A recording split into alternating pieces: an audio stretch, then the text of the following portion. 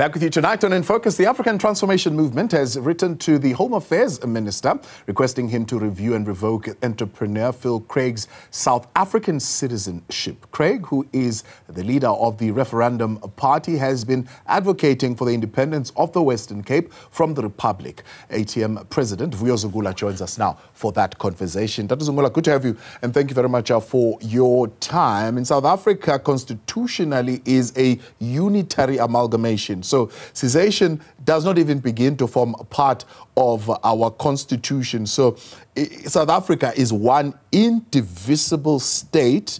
This is entrenched beyond any reasonable doubt. Why do you believe that a call, not only by the Cape referendum, but by 8 other parties, it would seem, would lead to any success of that idea? Evening, Thabo. Look, let's start with this individual, Philip Craig. Firstly, he is a British national who came to South Africa 20 years ago and then subsequently got the citizenship of South Africa. Now, it needs to be emphasized that his citizenship, his South African citizenship, is a privilege. And because it is a privilege, he has to to submit himself towards the ideals of South Africa, the values of South Africa, and in fact, entrench himself in the values of South Africa, not divide South Africa or preach a message that is sowing divisions in our country. His utterances that, firstly, there needs to be a cessation of the Western Cape to create an independent country in the Western Cape, that on its own is sowing divisions in our country. And because of him being a foreigner, being someone who is privileged, who was privileged to get South African citizenship, it is not something that should be taken lightly, because we need to send a very strong message as a country that if you are ever given a privilege as a foreigner to have a South African citizenship, you need to abide by the values of South Africa. Never do something that is against the spirit of our constitution or the spirit of what we want to achieve in our country, as you rightfully say, that it is a unitary state, because we believe that there needs to be one South Africa, and we can't be having even apartheid towns such as your Kleinfontein or Orania. So this call that he's been making goes against the privilege that he received by giving South African citizenship. Yeah. So are you saying the fact that he is a dual citizen is the only reason why you feel his citizenship should be revoked? Because what organized system do we have to evaluate the so-called spoilers of peace and stability or unity, if you like? If you've got the DA, you've got the Cape Coloured Congress, you've got the Freedom Front Plus, you've got the ACDP, you've got KOP, even ABC Party would have made similar calls for a Zulu Independence. How do we evaluate how we deal with those spoilers of what you call peace and stability? His first issue is the fact that, again, like I mentioned, is that he is a British foreigner who was privileged to receive South African citizenship. And therefore, his responsibility, therefore, is to abide by the values of the Constitution and never engage in any conduct that seeks to divide South Africa. The second issue here is that Citizenship Act 88 of 1995, Section 82B, designates the minister that if it is in the public interest, the minister can revoke or rescind the citizenship of any South African. Now, if you are going to be talking, for example, about someone who only has one citizenship, which is a South African citizenship, if his citizenship were to be revoked, he would become stateless, and that is not even allowed when it comes to international law. But when you talk about Philip Craig, you're talking about someone who's got citizenship in Britain. Therefore, when his citizenship is revoked, he still has a country that he can call home. In fact, he calls home, which is Britain. That is the second issue. The third issue, Thabo, it is that Philip Craig here is advocating for the creation of an Israel-like state. It is the very same Israel, South Africa, the South African government has taken to the ICJ because it is committing acts of genocide against Palestinians. Now, by him, saying he wants to create an Israeli state, he's effectively suggesting that he wants genocide in South Africa, because that is what is happening in Israel. There's genocide against Palestinians. Now, with our history as South Africans, and a history that is only 30 years ago, whereby there was apartheid in our country, where there was brutality against the African majority, we can never take such comments very lightly, because we know that only 30 years ago, the life of an African, the life of a black person in our country was cheap. The life of a black South African in our country was determined by the color of their skin because of the apartheid policies, which brutality was effected against black South Africans. Yeah. So it is on those reasons, we as the ATM, we believe that it is in the interest of the public that his citizenship must be revoked. It is in the interest of uniting South Africa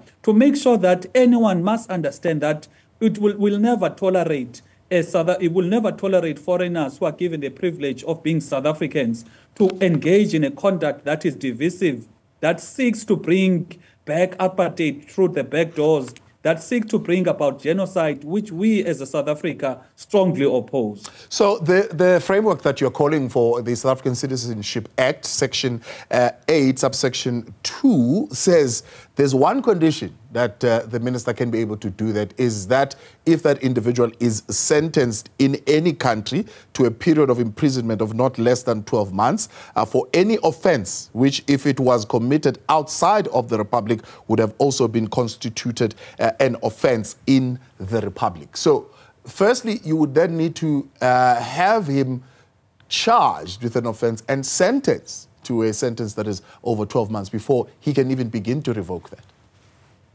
If you read the entire Act, Section 8, 2B, 2B is the section that speaks specifically about it being in the interest of, it being in the public interest that a citizenship can be revoked.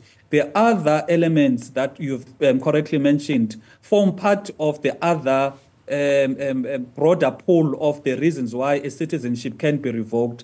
But what we are relying on, it is a Section 2B that is focusing only on the part that it is in the public interest. Therefore, anyone can agree, Thabo, it is in the public interest that we remove from our society, especially people who are coming from other parts of the world, who are welcomed in South Africa, given the status of being citizens of South Africa, but in turn want to divide South Africa, want to subjugate the African majority in particular.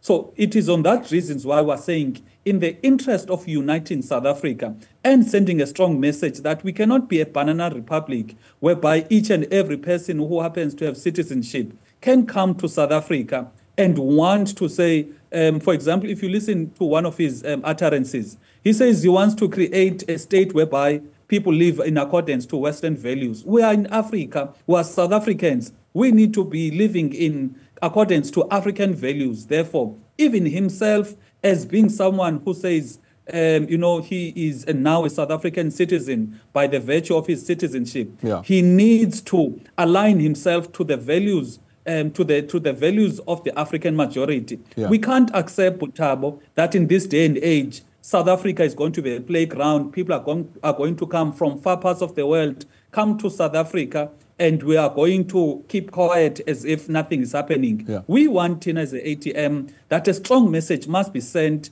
that if a person is given the privilege of being a South African citizenship, they must abide by our values as Africans. They must abide by what we want, which is a unified South Africa, not the message that we are currently pushing. So clinging on to that last statement that you're making, so as the ATM, for example, you would support a call for cessation from the ABC party calling for a Zulu Independence, because they are hanging their call on exactly that they want the Zulu province to live according to African norms and standards, what they call how the natives used to live. So is that call, in your view, conducive to democracy, constitutionalism, and liberty?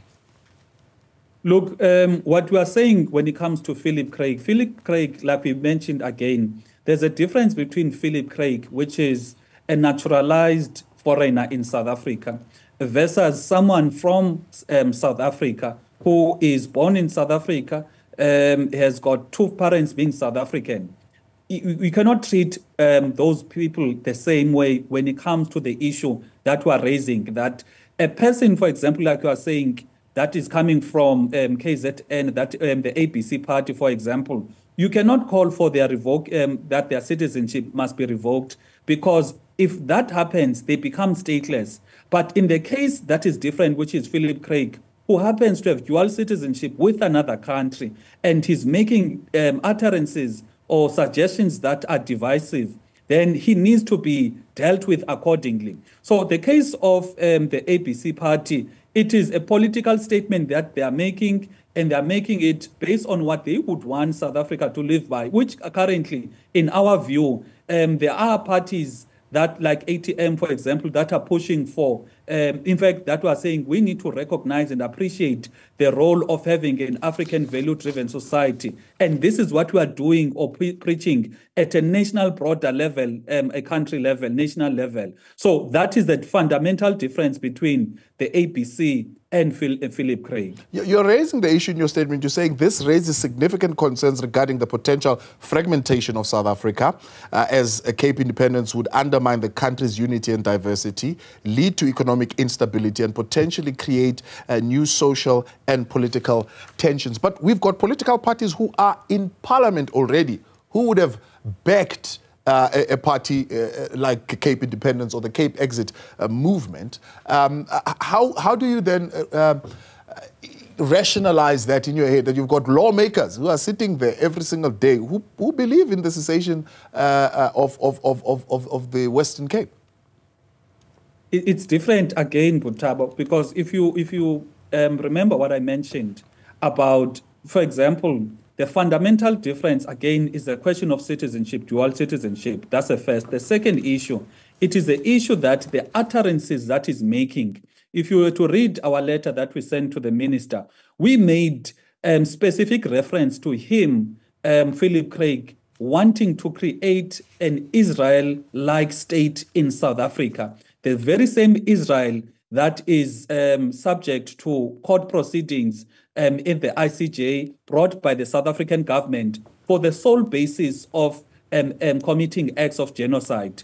Therefore, it is on that reasons whereby his utterances that are very clear, that are leaning more towards genocide, they are leaning towards apartheid, they are leaning towards the subjugation of the indigenous people of South Africa. It is on that reason, again, that the focus is on him. Okay. The other parties can make the political statement, and they don't even mean it, because if you're to openly ask them whether they want the cessation of the Western Cape, they will not give you a straight answer, because for them it's just politicking. But this particular foreigner, which is Philip Craig, is the one that is continuously agitating, raising funds, mobilizing support for this particular genocidal creation of the apartheid-like state in South Africa. And it is for that reason whereby we as the ATM are saying, given that he's got dual citizenship, and therefore it will not be travesty of even international law if his citizenship of South Africa is revoked,